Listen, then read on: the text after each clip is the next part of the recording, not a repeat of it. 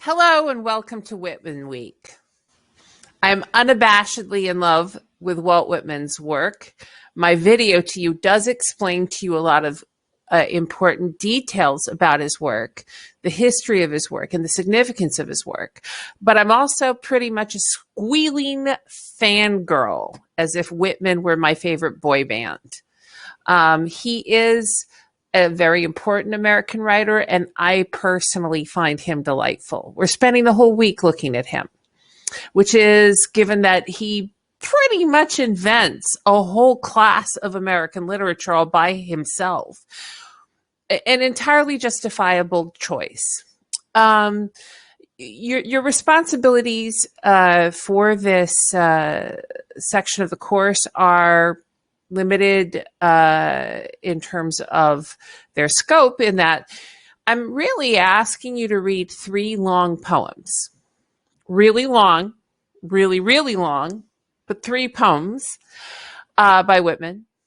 I am also asking you to watch some videos, and I'm asking you to consider what you've seen and compare the work of Whitman to the poet Phyllis Wheatley, who is the first person in America to make her living as a literary writer.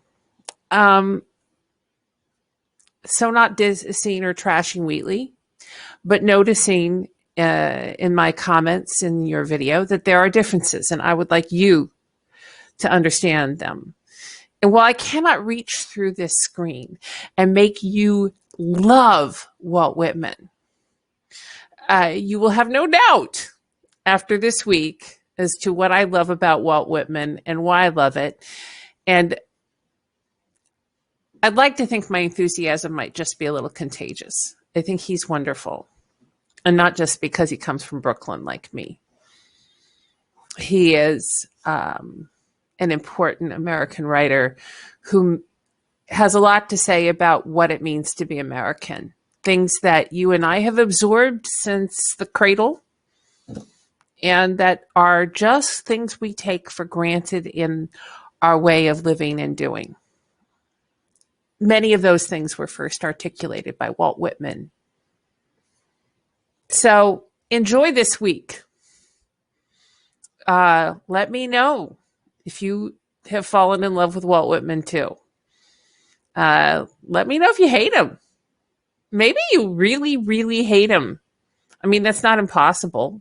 He's not for everyone. There's an editor of a prominent American publication who one time rejected my work, the poetry that I had sent.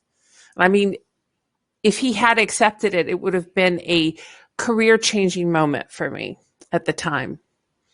And he got angry with me because he said, really, your work is really frustrating to me because you say some interesting things, but you really actually just are someone who sounds like they read a lot of Whitman.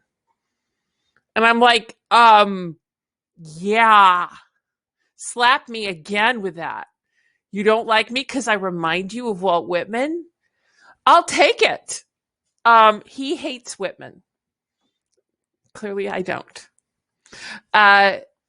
Go forth, read this section of the course's readings, do the discussion forum, watch the videos, and you're done for the week in this class.